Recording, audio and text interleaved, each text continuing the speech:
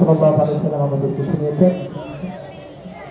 আজ পৃথিবীর দিকে দিকে শুনি জিহাদের ডাক, কেউ জাগে নৌজস্রে, কেউ ভয় নির্বাণ। পৃথিবীর সব রাষ্ট্রের সব সরকার পেরেশান, প্রচারে মিডিয়া কিছু না বুঝিয়া হয়রান হয়রান। জিহাদের হয় অপব্যবহার, জানি না সাধু সুন্দর, আসল জিহাদ কুরআন লিখা ফরমান আল্লাহ। জিহাদ সত্য, জিহাদ সত্য, জিহাদ সত্য, জিহাদ মিথ্যে নয়। শোষিত পীড়িত মুসলমানের জিহাদের আশ্রয়। কিয়ামত পর্যন্ত জিহাদ রয়ে যাবে অব্যয়, কিয়ামত পর্যন্ত জিহাদ রয়ে যাবে অব্যয়। রাসূলুল্লাহ সাল্লাল্লাহু আলাইহি ওয়াসাল্লাম হাদিসে পাকে বলেছেন, আল জিহাদু মাদিন ইলা ইয়াউমিল কিয়ামা। কিয়ামত পর্যন্ত এই জিহাদ অব্যাহত থাকবে। প্রিয় উপস্থিতি, আমরা আর সময় নষ্ট না করে আজকের মাহফিলের দ্বিতীয় অধিবেশনে সভাপতিত্ব করিবেন এবং গুরুত্বপূর্ণ তাকরীর পেশ করবেন ঐতিহ্যবাহী দ্বীনি বিদ্যাপীঠ জামিয়া আরাবিয়া হাজী ইউনুস কওমি মাদ্রাসার সুনামধন্য মহাপরিচালক হযরতুল আল্লাহ হযরত মাওলানা মুর্শিদুল আলম সাহেব দামাত বরকাতুহু। হুজুরকে তার মূল্যবান তাকরীর পেশ করার জন্য ইন্তেজামী কমিটির পক্ষ থেকে সবিনয় অনুরোধ করছি।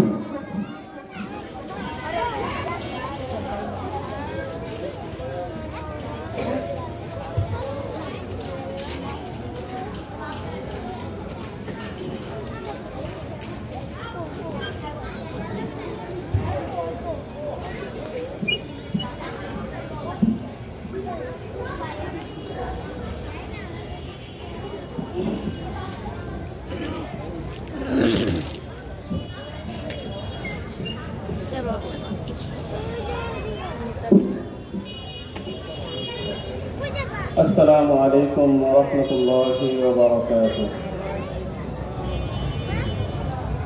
الحمد لله وحده والصلاة والسلام على سيد المرسلين من لا نبي بعده.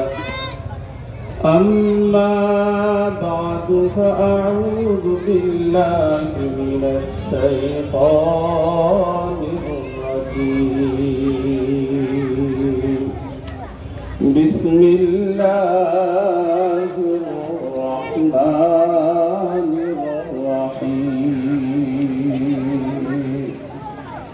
ربنا هب لنا من أزواجنا وذرياتنا قرة أعين واجعلنا للمتقين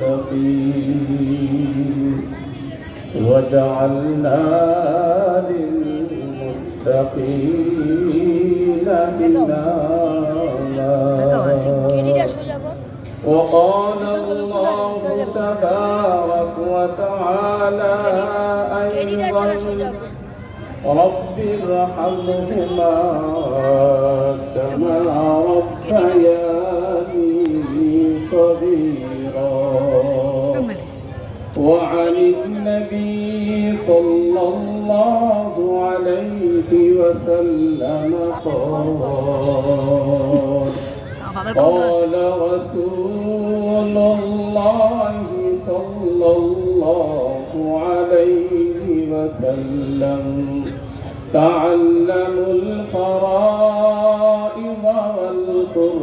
والقرآن وعلموا الناس فإني مقبول. أو كما قال عليه الصلاة والسلام. সবাই মহব্বতে দুরূদ শরীফ পড়ি। اللهم صل على محمد وعلى آل محمد كما صليت على إبراهيم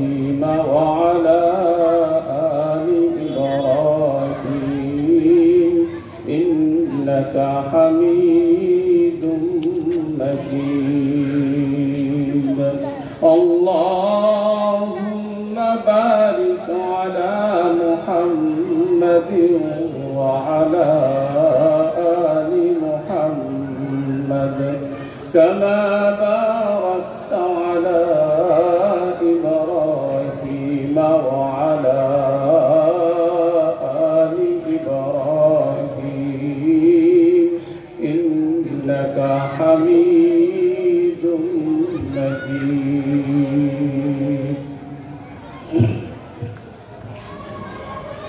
উপস্থিত আজকের এই মহতি মাহফিলে জাতির বিবেক সম্মানিত ওলামায়ে কেরাম, মুরব্বিয়ানে এজম, পর্দার আড়ালে ওয়াজ শ্রবণরত অত্যন্ত পর্দানিশী আবেদা জাহেদা আমার সম্মানিত মা ও বোনেরা, আমরা সকলে অবগত আছি মারকাজুল কোরআন ওয়া সুন্নাহ এর উদ্যোগে আয়োজিত আজকের এই মহতি বরকতময় মোবারক মাহফিল।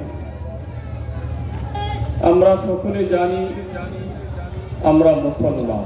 কি আমরা মুসলমান?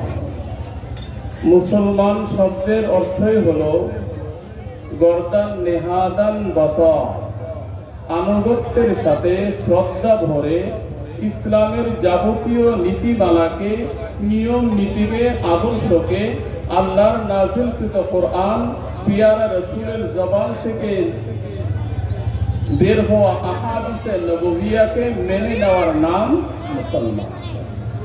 যে নিশ্চিন্তে ইসলামের যাবতীয় বিধিবিধানকে যথাযথ শ্রদ্ধা সহকারে মেনে নিতে পারবে তার নাম কি? মুসলমান।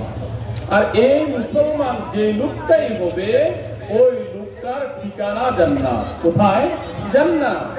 আর আল্লাহ তাআলা সারা পৃথিবীর মানুষদের মধ্যে মুসলমান যারা, ঈমানওয়ালা যারা, কালিমাওয়ালা যারা, কালিমা পড়বে যারা, কালিমার উপর মজবুত থাকবে যারা, এমন নারী পুরুষদের জন্য আল্লাহ বানিয়েছেন জান্নাত। কি বানিয়েছেন?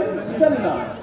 যে তোমরা দুনিয়াতে সামান্য কষ্ট করবে, মুজাহাদা করবে, মেহনত করবে, মুজাহাদা মেহনত পরিশ্রম করে ত্যাগ দিয়ে তোমরা হালাল খাবে, হারামকে ছাড়বে, তোমরা নামাজ পড়বে, বেনামাজের খাতার থেকে নিজের নামকে মুছবে, তোমরা বেপরদায় চলবে না, পর্দায় থাকবে, তোমরা রাসূলের তরিকা মতো যারা চলবে তাদের জন্য আমি আল্লাহ বানিয়ে রেখেছি জান্নাত। ঠিক না? আল্লাহ কি বানিয়েছেন? জান্নাত।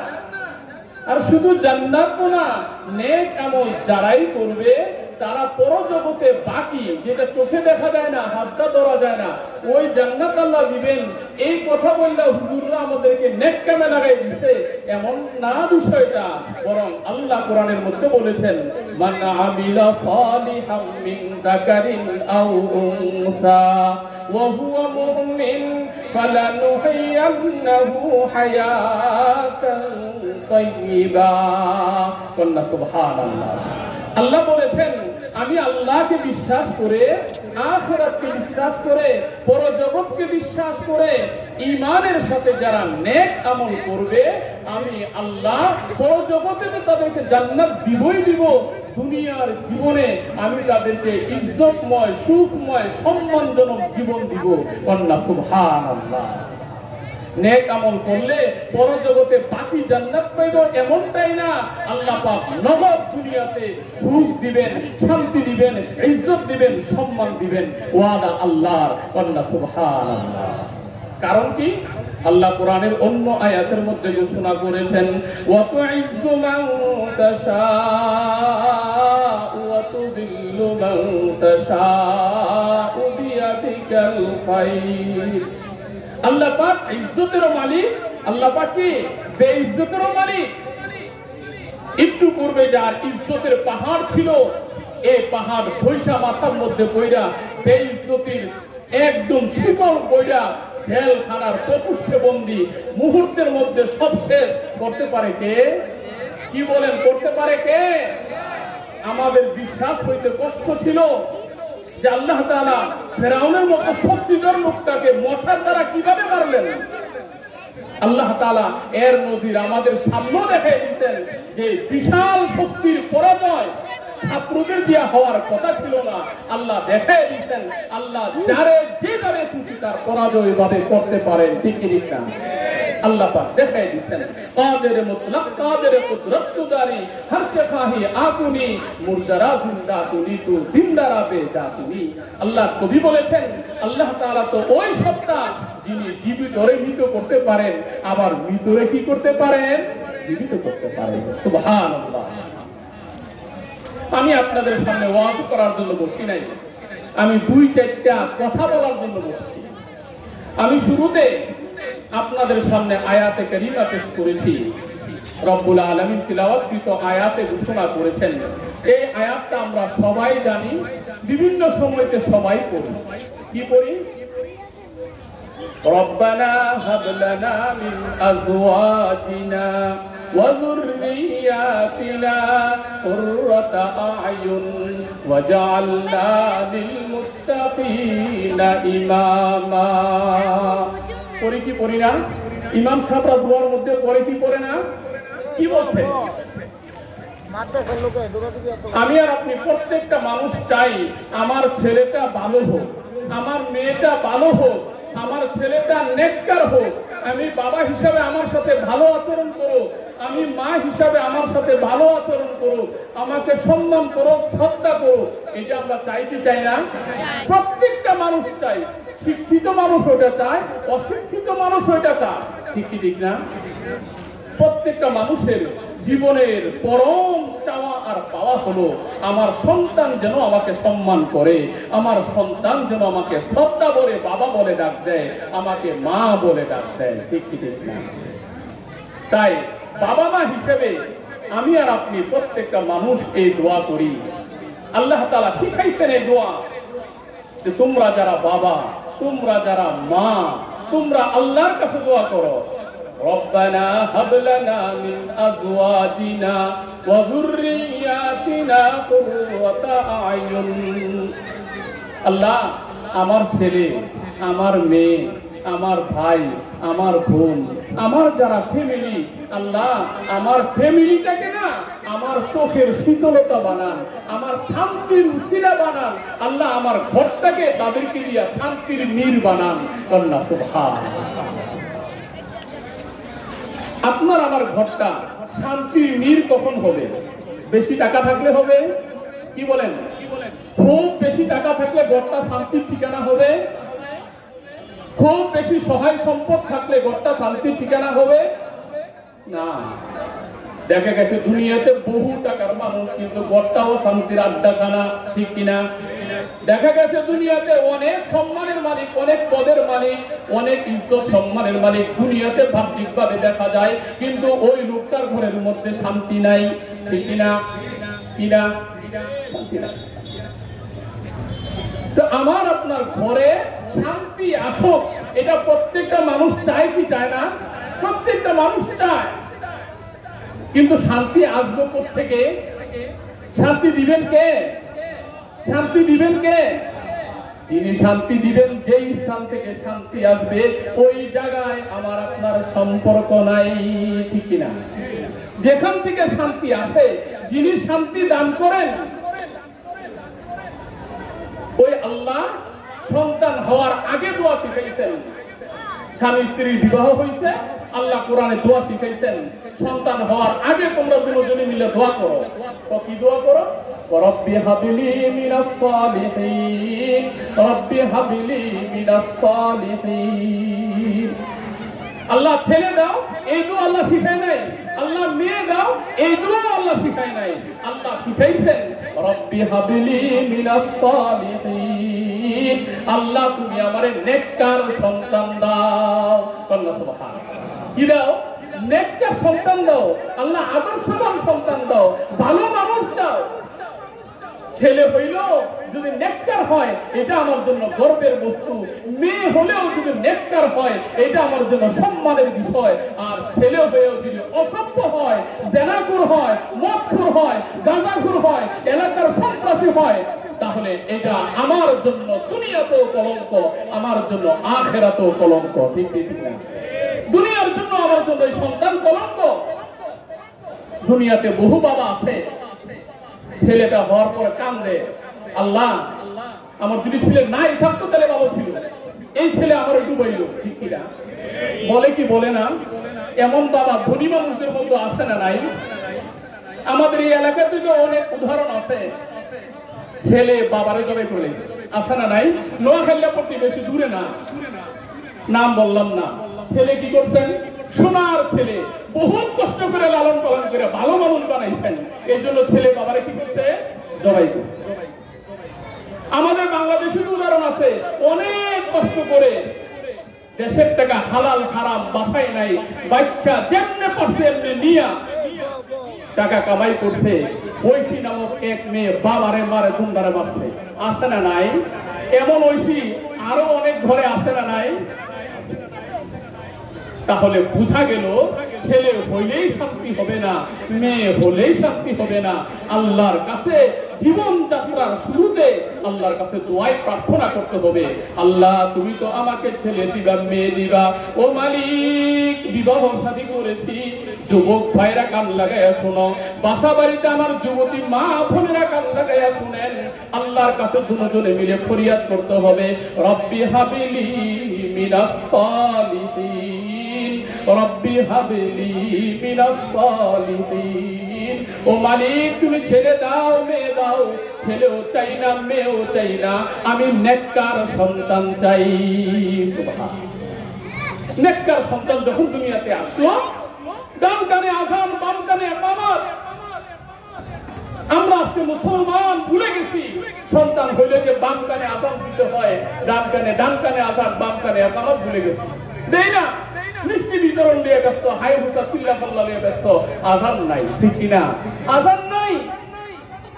অথচ আল্লাহর নবী বলছেন, বাচ্চা দুনিয়াতে আসার পরে ডান কানে আযান বাম কানে ইকামত দিলে মরণ পর্যন্ত ওই সন্তানকে আল্লাহ তাআলা শয়তানের ধোঁকা থেকে, শয়তানের কুমন্ত্রণা থেকে, সব খারাপি থেকে আল্লাহ তারে হেফাজত করে।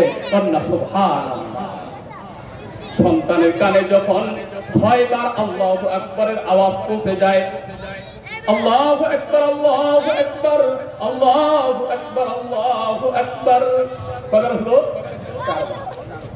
এই আযান যখন পৌঁছে যায়, ওই বাচ্চার দিলে আল্লাহ বসায় দেয়, তুমি ডাইনে দেখো আল্লাহ বড়, বাম দিক থেকে দেখো আল্লাহ বড়, সামনের দিক থেকে দেখো আল্লাহ বড়, পিছনের দিক থেকে দেখো আল্লাহ বড়। তারপরে আযানের লাস্টে আরো দুইবার বলা হয়, আল্লাহু আকবার, আল্লাহু আকবার, লা ইলাহা ইল্লাল্লাহ।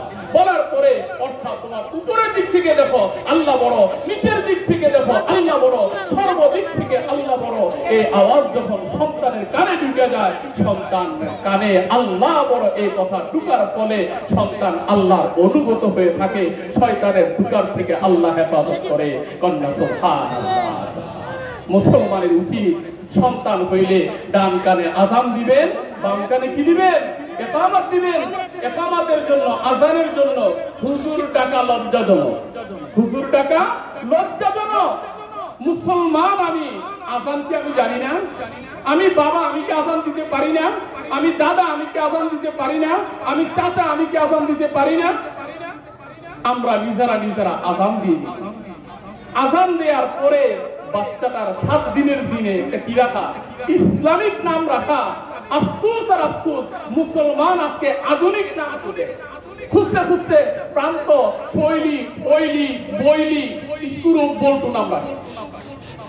অথচ মুসলমানের নাম হবে কোরআন সুন্নাহ মোতাবেক। হাসরের ময়দানে কেউ কেউ নামের কারণে শুধু আল্লাহ জান্নাত দিয়ে দিবে, আর কেউ কেউ নামের কারণে দেবে। তাহলে সন্তানদের নাম কি নাম হবে? ইসলামিক নাম হবে। কি নাম হবে? সাহাবাদের, 100 লক্ষ সাহাবাদের নাম হাদিস কোরআনে আছে না নাই? আপনি জানেন না, আলেম ওলামাদেরকে জিজ্ঞেস করেন, জিজ্ঞেস করে সুন্দর ইসলামিক একটা নাম রাখেন, অর্থবহ একটা নাম রাখেন। অনেকে পণ্ডিতি করে, কি পণ্ডিতি? কোরআন শরীফে দেখে রাখছে, তো কি নাম রাখছেন? কাজদিবা। কি নাম রাখছি? কাজদিবা। তো কোরআন শরীফের মধ্যে সূরা রহমানের মধ্যে বারবার আইছে কাজদিবান, এইজন্য কাজদিবান রাখছে। কাজদিবান মানে কি? অনেক মৃত্যু, অনেক মৃত্যু ওনারা কে। এজন্য কোরআন হাদিস থেকে নাম রাখতে গেলেও নিজে পণ্ডিতি করে রাখা যাবে না, ওলামা একরামদের থেকে জিজ্ঞেস করে রাখতে হবে। অথবা ইসলামী সুন্দর নামের বই আছে, ওই বই দেখা অর্থবহ একটা নাম রাখে। আল্লাহ নবীর কাছে সাহাবী তার বাচ্চাকে নিয়ে আসছে। তো কি, তো হুজুর এই ছেলেটা হইছে, হ্যাঁ তো হুজুর এটারে ভাঙ্গে, ওটারে আশ্রয়, ওটারে ধরে, তো নাম কি? তো নাম রাখছে উমর। হুজুর সাল্লাল্লাহু আলাইহি ওয়াসাল্লাম বলেন, আরে যার নাম রাখছে উমর, হ্যাঁ তো ভাঙবো, হ্যাঁ কি করবো? কন্যা সুবহানাল্লাহ। আল্লাহ নবী তার নামটা পাল্টাইয়া তার নাম রেখে দিলেন আবু বকর সিদ্দিক। সাহাবী পরের দিন এসে জানাইলেন, ও নবীজি আপনার নাম রেখে দিয়েছেন তার আবু বকর সিদ্দিক, এখন তার আগের খাসালত পাল্টায় গেছে, এখন নম্র ভদ্র শব্দ হয়ে গেছে। কন্যা সুবহানাল্লাহ। শব্দের প্রতিক্রিয়া আসর আছে না নাই? অনেকে তো নাম একটা হইলেও না, নাম একটা হইলেই হয় না। মুখের ভাষায় তো আব্বা কেমন আছেন, এটাও মুখের ভাষা। আর একটা বরিশাল্লা বকা দিয়ে, ঢাকায় একটা বকা দিয়ে যদি কই তুই কেমন আছো, এটাও তো বকা। দুটোটা কি এক? দুটোটা এক না, দুটোটাই শব্দ, কিন্তু দুটোটার অর্থ এক না। দুটোটা শুনলে মানুষের শারীরিক প্রতিক্রিয়া এক হয় না। এই জন্যে মুসলমানের উচিত নাম ইসলামিক নাম রাখা। কি রাখা? ইসলামিক নাম রাখা। তারপরে বাচ্চাকে আস্তে ধীরে বাচ্চার সামনে কোরআন সুন্নাহ মোতাবেক জিকির, আজকার, তাসবিহ, তাহলিল এগুলোর আমল করা। তারপরে যখন বাচ্চাটা শিক্ষার উপযুক্ত হয়, কি এর উপযুক্ত হয়? শিক্ষার উপযুক্ত হয়, আপনি কি শিখাবেন? আল্লামা ইকবাল, আল্লামা ইকবাল, বিশ্বকবি আল্লামা ইকবাল নাম জানেন না সবাই? কোন দেশের? বাংলাদেশের না পাকিস্তানের? কোন দেশের? আল্লামা ইকবাল পাকিস্তানের। আল্লামা ইকবাল যিনি পাশ্চাত্যের বড় বড় বিদ্যাপীঠগুলোতে লেখাপড়া করেছেন, কিন্তু জীবনের শুরু লগ্নে মক্তবে উস্তাদজির কাছে কোরআন শিখেছেন, হাদিস শিখেছেন, দ্বীন শিখেছেন। আল্লামা ইকবাল সারা দুনিয়ার পাশ্চাত্যের বড় বড় বিদ্যাপীঠগুলোতে পড়ার পরেও সে বিভ্রান্ত হয় নাই, নাস্তিক হয় নাই, মা বাবার অবাধ্য হয় নাই, ইসলামের অস্বীকারী হয় নাই। আল্লামা ইকবাল যখন জামিয়া আজহার থেকে পড়াশোনা করার পরে পাকিস্তানে আসলেন, আসার পরে দেখলেন তার মার ইন্তেকাল হয়ে গেছে, মা মারা গেছে। মার কবরের পাশে দাঁড়াইয়া এক মুঠ মাটি আল্লামা ইকবাল মরহুম হাতের মধ্যে নিয়া একটা কবিতা পাঠ করেছেন। ওমর ভর তু আপনি মোহাব্বত সে মেরি খিদমত কর চুকি, अब जब मैं तेरे खदमत के काबिल हुआ तू चल बसी। ओ माँ, সারাটা জীবন ভরে তুমি আমার সেবা করেছো, খেদমত করেছো। ও মা, তুমি না খেয়ে আমাকে খাওয়িয়েছো। ও মা, তুমি ভালোটা না করে আমাকে পড়িয়েছো। ও মা, লেখাপড়া করে আজকে মানুষ হয়েছি। একদিন টাকা পয়সার মুখ দেখি নাই, আজকে টাকা পয়সা রুজি কামাই করার মতো সুযোগ আমি পেয়েছি, টাকা পয়সা কামাইয়ের মতো অবস্থানে আমি পৌঁছেছি। ও মা, তুমি আমাকে ছেড়া কবরের মধ্যে চলে গেলা। ও মা, জীবনটা ভৈরত, তোমার কোনো সেবা করতে পারলাম না। কবরের মাটি ধরে আল্লামা ইকবাল কাঁদে। পাশ্চাত্যের বড় বড় শিক্ষা প্রতিষ্ঠানগুলোতে পড়েছেন, কিন্তু বিভ্রান্ত হন নাই। কেন? আল্লামা ইকবালকে জিজ্ঞেস করা হয়েছিল, আপনি এত বড় বিজ্ঞাপনগুলোতে পড়েছেন, ওই সকল জায়গায় যারা পড়ে তাদের অধিকাংশ হয় নাস্তিক, অধিকাংশ হয় আল্লাহকে অস্বীকারী, কবরকে অস্বীকারী, মসজিদকে অবজ্ঞাকারী, টুপিদারিকে অবজ্ঞাকারী। আপনি এমনটা হলেন না যে? আল্লামা ইকবাল বলেছিলেন, জবাব দিয়েছিলেন, আমি হই নাই কোন দুনিয়ার পাশ্চাত্যের কোন বিদ্যা, কোন শিক্ষা ব্যবস্থা, কোন কারিকুলাম আমাকে বিভ্রান্ত করতে পারে নাই। কারণ হলো মদিনার নবীজির ইসলামিক মৌলিক শিক্ষাটুকু সুরমা হিসাবে আমার চোখে মাখা ছিল। মদিনার কামলিওয়ালা নবীর দ্বীনি শিক্ষা, ঈমানি শিক্ষা, কোরআনি শিক্ষা সুরমা হিসাবে আমার চোখে মাখা ছিল। এই জন্য এই চোখকে পৃথিবীর কোন চোখ, কোন শিক্ষা ফাঁকি দিতে পারে নাই। এই চোখকে পৃথিবীর কোন শিক্ষা বিভ্রান্ত করতে পারে নাই। কন্যা সুবহানাল্লাহ। चंद खानी हिकमत यूनानिया, चंद खानी हिकमत यूनानिया, हिकमत ईमानिया राम बखा। আমরা তো আজকে দুনিয়াবি জাগতিক শিক্ষা নিয়ে সবাই খুব সচেতন, ঠিক কি ঠিক না? দুনিয়াবি জাগতিক শিক্ষা নিয়ে ইংলিশ মিডিয়াম, বাংলা মিডিয়াম, আরো কত মিডিয়াম। এক সময় এত মিডিয়াম ছিল না, কিন্তু লেখাপড়া ছিল, ঠিক কি ঠিক না? লেখাপড়া ছিল। বাসাতে প্রাইভেট মাস্টার ছিল না, এত টিউশনের মাস্টার ছিল না। স্কুলের পড়া স্কুলে কমপ্লিট হইতো, মাদ্রাসার পড়া মাদ্রাসা শেষ হইতো। আজকে আধুনিকতার নামে বাচ্চাদের স্কুলে আসা যাওয়া ছাড়া তেমন কোনো কার্যক্রম নাই। ঠিক কি ঠিক না? এই ব্যবস্থার পরিবর্তন হওয়া চাই। স্কুলের পড়া স্কুলেই উস্তাদ টিচার যিনি থাকবেন, তিনি উচিত বাচ্চাদেরকে যত্ন সহকারে নিজেও টিচার ওইটা পড়ে এসে কোন প্রসেস কোন পদ্ধতি কোন ভাবে বাচ্চাদের সামনে ব্যক্ত করলে বাচ্চারা অল্প সময়ে সেটাকে ক্যাচ করতে পারবে, আয়ত্ত করতে পারবে এবং প্র্যাকটিক ট্রেনিং করে বাচ্চাদেরকে শিক্ষকরা গড়ে তুলবেন। ঠিক কি ঠিক না? কিন্তু যারা বাচ্চা করার কারিগর তারা যদি হয়ে যান পেশাদার, তবে ওই বাচ্চাদেরকে গড়ব কিভাবে আর এর অভিযোগ বা কার কাছে করবে? তো বলতেছিলাম যে কথাটা, আমরা আজকে আধুনিক শিক্ষা নিয়ে সবাই খুব ব্যস্ত। ফজরের নামাজ পড়তে উঠতে পারি না মুসলমান, কেন? তো ঘুম ভাঙে না। তো ভাঙবে কিভাবে? সারা রাত্র কাটে, রাত্রে 12টা 1টার পরে আমার যাত্রা শুরু হয় মোবাইলের ইউটিউব আর ফেসবুক টিপতে টিপতে টিপতে টিপতে টিপতে টিপতে চোখ যখন বড় হয়ে যায়, চোখটি যখন লাল হয়ে আসে, তখন আস্তে করে ঘুমায়। তো আমার যখন ঘুম আসে তখন মুয়াজ্জিন যায় আযান দিতে। ঠিক কি ঠিক না? এলাকার যুব শ্রেণী ধ্বংস হয়ে যাচ্ছে মোবাইল টিপতে টিপতে, মোবাইল টিপতে টিপতে। লেখাপড়া ধ্বংস হচ্ছে মোবাইল নিয়ে, ছেলে মেয়ে ধ্বংস হচ্ছে আজকে কিসের কারণে? মোবাইলের প্রতিক্রিয়া। সারা রাত্র মোবাইল, ফজরের নামাজের খবর নাই।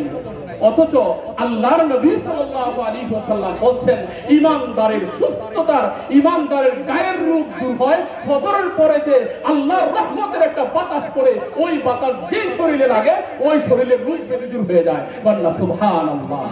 আল্লাহ নবী দোয়া করছেন আল্লাহুম্মা বারিক লি উম্মাতিনা ফি বুতুরিহা।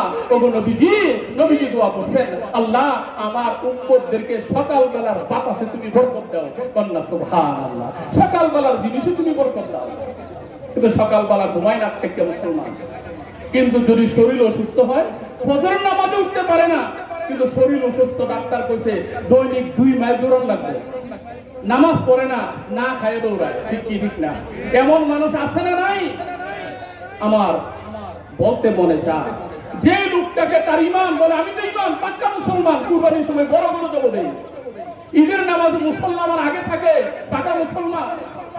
আমি আপনাকে বলতে চাই, যে মুসলমানকে মুসলমান হওয়ার পরে তার ইমান তারে ঘর থেকে বাইরে করে মসজিদে আনতে পারে না, ওই মুসলমানের ওই দুর্বল ইমান তাকে জাহান্নাম থেকে বাঁচায় কিভাবে জান্নাতে নিবে? কিভাবে ওই ইমান তারে জান্নাতে নিব? যে মুসলমানকে ঘর থেকে বাইরে করে মসজিদে তার ইমান তারা আনতে পারে না, আল্লাহর প্রতি বিশ্বাস আর আস্থা যে মুসলমানকে ঘর থেকে বাইরে করে মসজিদে ঢুকাইতে পারে না, ওই মুসলমানের ইমান জাহান্নাম থেকে বাঁচায়া জান্নাতে কিভাবে দিবে? ওই মুসলমানের ইমান, যে মুসলমানের ইমান লোহার গেজের মসজিদ খুলে মসজিদে ঢুকাইতে পারে না, ওই মুসলমানের ইমান পুরুষরা কিভাবে বার করাইবে?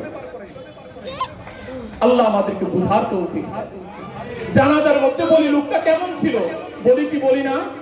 সারা জীবন করছে আকাম কুকাম, এর মাথায় বাড়ি, ওরটা লুট, ওর বাড়ি হামলা, এর ইজ্জতে হামলা, ওর গাড়ির মধ্যে হামলা, ওর বাড়ির মধ্যে হামলা, বিভিন্ন ভাবে আকাম কুকাম করে জীবনটা পার করছে। লাস্টের সামনে থুয়ে লোকটা কেমন আছে? আপনারা 5000 লোক যদি কোন লোকটা ফেরেশতা আছে, লোকটা ফেরেশতা হয়ে যাবো?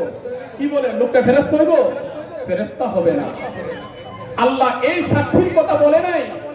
50 জন লোকে বললেন, 40 জনে যদি ভালো বলেন আল্লাহ তারে ভালো করবে, এই ভালোর কথা কইছে?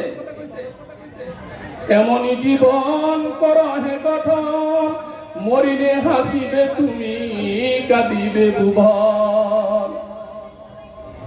এমন ভাবে জীবনটা করা যায়, আমার আচার, আমার ব্যবহার, আমার চলা, আমার ফেরা, আমার লেনদেন সর্বদিক থেকে আমি সমাজের মানুষকে পারলে উপকার করছি, না পারলে ক্ষতি করি নাই, কারো কোনো ক্ষতি করি নাই, কারো সাথে রাগ করে কথা বলি নাই।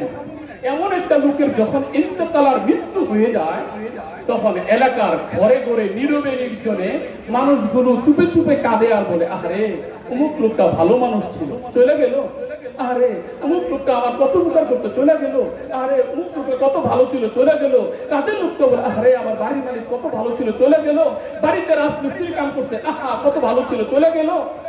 আড়ালে আবদালে বহুত লোক তার জন্য কাঁদে, চোখ দিয়া পানি পড়ে। ওই লোকগুলোর যদি তারে ভালোভাবে সাক্ষী দেয়, আল্লাহ কয় তোরা গোপনে নীরবে নির্জনে সবাই কইতাছ ভালো, যা আমি আল্লাহ তারে ভালো হিসেবে কুলে উঠাই নিলাম। কন্যা সুবহানাল্লাহ। এই সাক্ষীর কথা বলছে। জানারা আগে দিয়ে লোকটা কেমন আছে, সবাই হাত জায়গায় পেলেন খুব ভালো আছেন, ফেরেশতা আছেন। আসলে এই এলাকার সবচেয়ে বড় সন্ত্রাসী আছে, সবচেয়ে বড় সন্ত্রাসীটারে আমি আর আপনি জীবিকার সবচেয়ে ভালো আছেন, ফেরেশতা হয়ে দেব? কি বলেন, ফেরেশতা হয়ে দেব? সবাই তো বলছেন, যারা 500 লোক বলছেন, 1000 লোক বলছেন খুব ভালো আছে। আসলে এলাকার একটা বড় সন্ত্রাসী আছে, ভালো হবে? এই ভালো ভালো না, এই ভালো ভালো না। আসল ভালো কোনটা? দিল থেকে আপনার ব্যবহারে, আপনার আচরণে, আপনার চলাফেরায় আমি এতটাই, যে কোনো দিক একদিন হয়তো আপনার সাথে দেখা হয়েছিল, আপনার ব্যবহারটা বড় মুগ্ধ ছিল। আল্লাহ নবী বলছেন উত্তম সদকা কি? তো উত্তম সদকা হলো মুচকি হেসে কথা বলা। কন্যা সুবহানাল্লাহ। ভাই কেমন আছেন? আমার জন্য দোয়া করুন।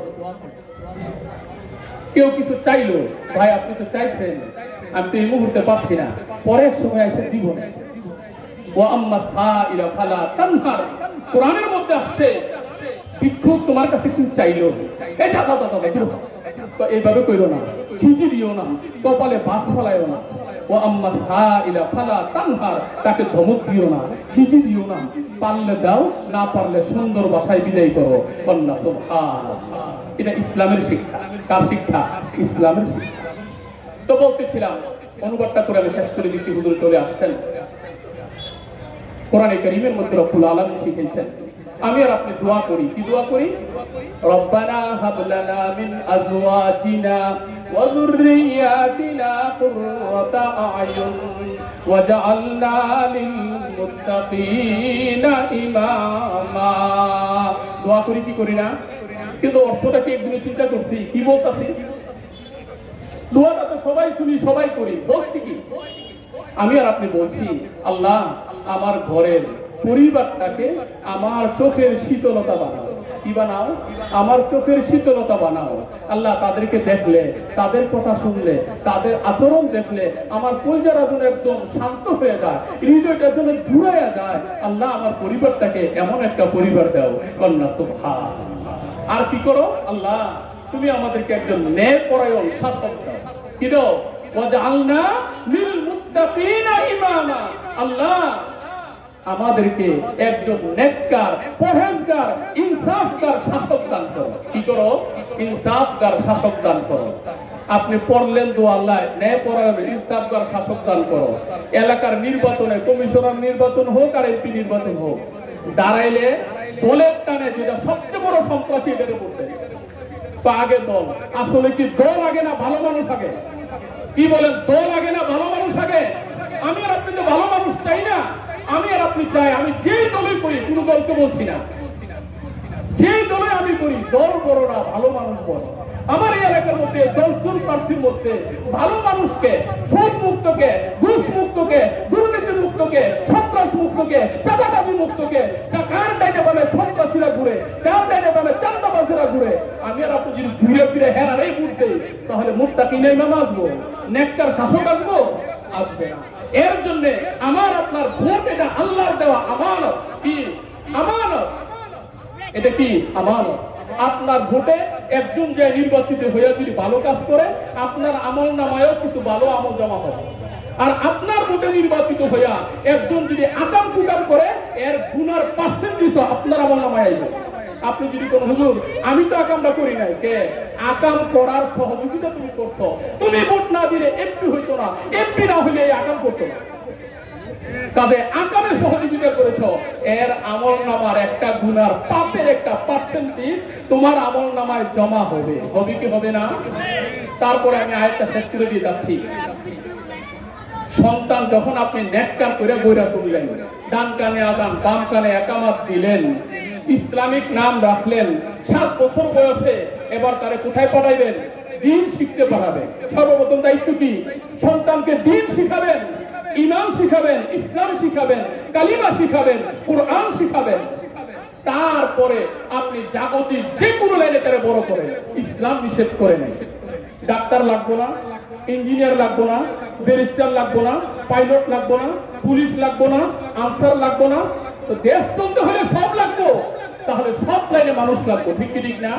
তাহলে যে কোনো লাইনে আপনি যান, বাধা নাই। ইসলাম ব্যারিকেড তৈরি করে নাই। ইসলাম বলেছে তোমার যে কোনো লাইনে তুমি বড় হও, কিন্তু সর্বপ্রথম তুমি মুসলমান হও। সর্বপ্রথম কি হও? মুসলমান হও।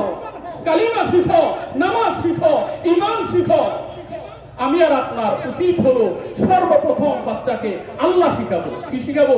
আল্লাহ শিখাবো, আল্লাহ চিনাবো। যে বাবা মা সন্তানকে সর্বপ্রথম আল্লাহ চিনায়, আর কোন বাবা মা যখন সন্তানকে আল্লাহ চিনাইতে যায়, আল্লাহ তাআলা কয়, ও বান্দা, তুই তোর ছেলেরে অনেক লাইনে দিতে পারতি, তুই তোর ছেলেরে আমারে চিনাইতেছ। আল্লাহ সর্বপ্রথম বান্দা যখন তার সন্তানকে আল্লাহ চিনাইতে যায়, আল্লাহ তাআলা সর্বপ্রথম বান্দাকে, ওই বাচ্চাকে বাবা মার পরিচয় দিয়ে দেয়। কন্যা সুবহানাল্লাহ। যে তুমি তোমার বাবা মার সাথে কি করবে? সদ আচরণ করবে, উত্তম আচরণ করবে। তারা যেন তোমার ব্যবহারে ন্যূনতম কষ্ট না পায়।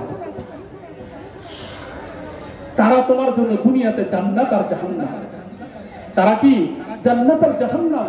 হাদিসের মধ্যে আসছে, আল্লাহর নবীজি বলেছেন, তুমি তোমার বাবার মার দিকে মায়া পরে, শ্রদ্ধা পরে, ভক্তি পরে তাকাবে, তোমার আমলনামায় একটা কবুল উমরা হজের নেকি জমা হবে। কন্যা সুবহানাল্লাহ। আর আল্লাহর নবী সাল্লাল্লাহু আলাইহি ওয়াসাল্লাম বলেছেন, আল্লাহ জানাই দিয়েছেন, রিদার রাব্বি ফি রিদাল ওয়ালিদাইন ওয়া সাখাতুর রাব্বি ফি সাখাতিল ওয়ালিদাইন। ও দুনিয়ার সন্তানেরা শোনো, আমি আল্লাহ তোমারে বানাইছি, জীবন আমি আল্লাহ দিছি, তবে মনে রেখো আমি আল্লাহ তোমার প্রতি তখন খুশি যখন তোমার প্রতি তোমার বাবা মা খুশি। আমি আল্লাহ তখন তোমার প্রতি নারাজ, তোমার আমল থাক, নামাজ থাক, হজ থাক, যাকাত থাক, বড় মাদ্রাসা বানাইছো, বড় মাদ্রাসার মুহতামিম, বাবা মা নারাজ। বাবা মা কি? নারাজ। পীরের পায়ে সেজদা, পীরের পায়ে হাদিয়া, পীরের পায়ে পোলাও কোরমা, পীরের দরবারে ফল ফুরুন, বাবা মার খবর নাই। এইভাবে জান্নাতে যাওয়া যাবে নি? কি বলেন, যাবে নি? আল্লাহ তাআলা বলে দিচ্ছেন, না, দুনিয়ার সবাইকে খুশি করতে চাও, কিন্তু বাবা মা খুশি না। মনে রাখতো তোমার প্রতি আমি আল্লাহ খুশি না। আমি আল্লাহ কিনা? খুশি না। আর তোমার প্রতি যদি তোমার বাবা মা খুশি থাকে, আমি আল্লাহ তোমার প্রতি খুশি। কন্যা সুবহানাল্লাহ। তাহলে আমি যদি সন্তানকে আল্লাহ চিনাই, সন্তান আমারে চিনবে। সন্তান কি চিনবে? আমারে চিনবে। আফসোস আর আফসোস হলো, মুসলমান আজকে তার সন্তানকে আল্লাহ চিনায় না। কি চিনায় না? আল্লাহ চিনায় না। এই জন্য সন্তান বড় ডিগ্রিধারী হওয়ার পরেও, ব্যারিস্টার হওয়ার পরেও, ইঞ্জিনিয়ার হওয়ার পরেও, বাড়ি পাঁচতলা থাকার পরেও বাড়িতে তার জায়গা হয় না, জায়গা হয় বৃদ্ধাশ্রমে। ঠিক কি ঠিক না? কারণ বৃদ্ধাশ্রমে শিক্ষিতদের বাপ মা থাকে না অশিক্ষিতদের বাপ মা থাকে? কি বলে সবাই? বৃদ্ধাশ্রমে শিক্ষিতদের বাপ মা না অশিক্ষিতদের বাপ মা? দাঁড়িতে জায়গার অভাবে না বিশাল জায়গার পরেও মনে জায়গা নাই, এই কারণে মনে জায়গা নাই, এই কারণে। এই জন্য অনেক বাবা মা সন্তানদের ইঞ্জিনিয়ার বানাইছেন, ব্যারিস্টার বানাইছেন, ডাক্তার বানাইছেন। এক এক দেশে সেটেল, বাবাকে দেখার কেউ নাই, মাকে দেখার কেউ নাই। খাতে বসা কাঁদে, শুনতে দেয়া কাঁদে, বসতে দেয়া কাঁদে, আর বলে আল্লাহ আমি এই দিনের জন্য নিয়ে ভেবে করছিলাম। ঠিক কি ঠিক না? এর জন্য দায়ীকে বলেন? দায়ীকে? আপনি দায়ী। দুনিয়ার বড় ডাক্তার, ইঞ্জিনিয়ার, ব্যারিস্টারও যদি বানাইতেন, আগে যদি দিন শিখাইতেন, ওই দিন তারে বাবা মা ছাইরা যাইতে দিত। ওই দিন তারে কি করতো না? বাবা মা ছাইরা যাইতে দিত না। আপনি ডাক্তার বানাইছেন, ইঞ্জিনিয়ার বানাইছেন, ব্যারিস্টার বানাইছেন, দিনদার বানান নাই, ঈমানওয়ালা বানান নাই, আল্লাহ ভক্ত বানান নাই, আখিরাত শিখান নাই। এই জন্য বাচ্চা স্বাভাবিক আপনাকে চিনবে না। আপনাকে কি চিনবে না? জাগতিক কোন শিক্ষা ব্যবস্থার মধ্যে বাবা আমার জন্য কত বড় নিয়ামত, এর কোন ধারণা নাই। ঠিক ঠিক না? জাগতিক কোন শিক্ষা ব্যবস্থার মধ্যে বাবা মা সন্তানের জন্য কত বড় নিয়ামত, বাবা মা সন্তানের জন্য কত বড় আল্লাহর দেওয়া উপহার, তাদের কি অধিকার, এই কথা জাগতিক কোন শিক্ষা ব্যবস্থায় নাই। ঠিক ঠিক না? ইসলাম ছাড়া, কোরআন ছাড়া, রাসূলের সুন্নাহ ছাড়া জাগতিক কোন শিক্ষা ব্যবস্থা এটা নাই। জাগতিক শিক্ষা ব্যবস্থার কারণে হলো পেট পালার জন্য। কি জন্য? পেট পালা পর্যন্ত সীমাবদ্ধ। এই শিক্ষা ব্যবস্থা মানুষকে মানুষ বানায় না। মানুষকে কি বানায় না? মানুষ বানায় না। মানুষ কুরআনের শিক্ষা ছাড়া, সুন্নাহর শিক্ষা ছাড়া, আখিরাতের বিশ্বাস ছাড়া কোনো মানুষ মানুষ হইতে পারে না। এই জন্য সূরা রহমানের মধ্যে রব্বুল আলামিন বলছেন, আর রহমান আল্লামাল কুরআন খালাকাল ইনসান। আল্লাহ আগে কোরআন শিখাইছেন, পরে মানুষ বানাইছেন। আমার আপনার বিবেক তো বলে আগে মানুষ বানাইছেন, পরে কোরআন শিখাইছেন। তাফসীর করতে যে মুফাসসিরিনেরা বলছেন না, আল্লাহর এই ধারাবাহিকতাই ঠিক। অর্থাৎ মানুষ হাত পায়ে মানুষ হইলেও তার ভিতরে যদি কোরআন না থাকে, আখিরাতের শিক্ষা না থাকে, পরকালের দীক্ষা না থাকে, সেটা হাত পায়ে মানুষ হইতে পারে। আল্লাহর বিশ্বাস ছাড়া, আখিরাতের বিশ্বাস ছাড়া, পরকালের বিশ্বাস ছাড়া কোনো মানুষ মানুষ হইতে পারে না। বলহুম আদল, বরং এটা চার পায়া জানোয়ারের চৌহা। তো আপনি আর আমি যদি আমার সন্তানকে সন্তান বানাইতে পারি, সন্তানকে আল্লাহ একটা দোয়া শিখাইছে, এটার অনুবাদ করে শেষ করে দিচ্ছে। সন্তানকে কি শিখাইছেন? তো 5 দিনের দিনের দোয়া, এটা আল্লাহ সন্তানকে শিখান নাই। 3 দিনের দিনের দোয়া, এটা আল্লাহ শিখান নাই। 40 দিনের দোয়া, এটা আল্লাহ শিখান নাই। মৃত্যু বার্ষিকীতে দোয়া, এটা আল্লাহ শিখান নাই।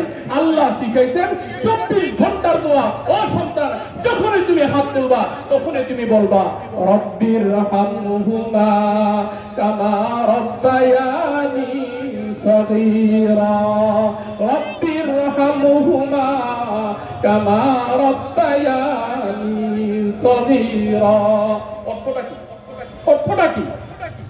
অর্থটা যদি আপনি একটু খালি অনুবাদটা দেখেন, আপনার কলিজাটা জুড়াই যাইব। অর্থটা কি?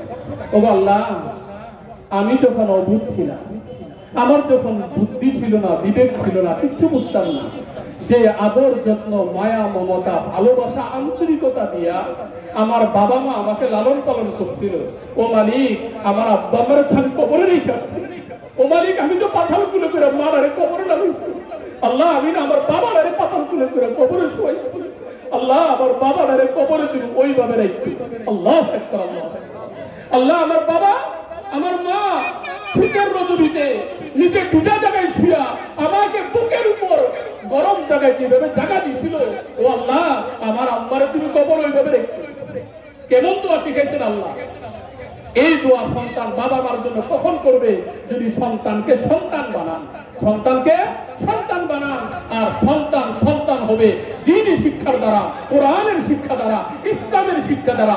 ইসলাম ও কোরআন সুন্নাহর শিক্ষা ছাড়া মানুষ মানুষ হওয়ার আর কোনো রাস্তা নাই। আগে মানুষ হবে, তারপরে জাগতিক দেশের প্রয়োজনে, জগতের প্রয়োজনে যে কোনো শিক্ষায় কেউ কি হইতে পারে? বড় হইতে পারে। আল্লাহ তাআলা আমাদের সকলকে কোরআনের শিক্ষার সাথে, হাদিসের শিক্ষার সাথে, বর্তমানে আলহামদুলিল্লাহ আমাদের এই এলাকাগুলোতে বিভিন্ন ভাবে বিভিন্ন অ্যাঙ্গেলে অনেক মাদ্রাসা গড়ে উঠেছে। এগুলো আমাদের জন্য কি নিয়ামত? আমাদের জন্য কি নিয়ামত? এটা আমাদের জন্য রহমত। প্রত্যেকটা মাদ্রাসাকে আমার আপনার উচিত নিজের সাধ্য মতো সহযোগিতা করা।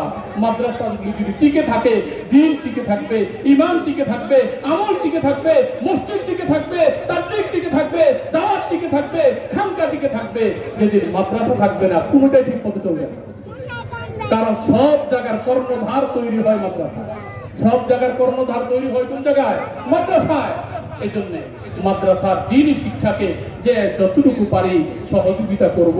মারকাজুল কোরআন ওয়া সুন্নাহ যে মাদ্রাসার উদ্যোগে আজকের আয়োজন, নতুন মাদ্রাসা, আমি আর আপনি যে যেভাবে পারি এই মাদ্রাসাকে সহযোগিতা করব। সে আমাদের হাজী ইউনুস মাদ্রাসার ছাত্র, যাত্রাবাড়িতেও লাস্টে দাঁড়ায় হাদিস পড়েছে। আমরা তাকে সহযোগিতা করব, পরামর্শ দিব। আল্লাহ তাআলা আমাদের সব ভাইকে কবুল করেন, আজকের এই মাহফিলকে কবুল করেন। এই এলাকার অন্ধকার কবরে যে সকল মুরব্বিয়ানে কেরাম, আল্লাহ পাক সবাইকে মাফ করে দেন। সবাই বলি আমিন। আসসালামু আলাইকুম ওয়া রাহমাতুল্লাহি ওয়া বারাকাতুহু।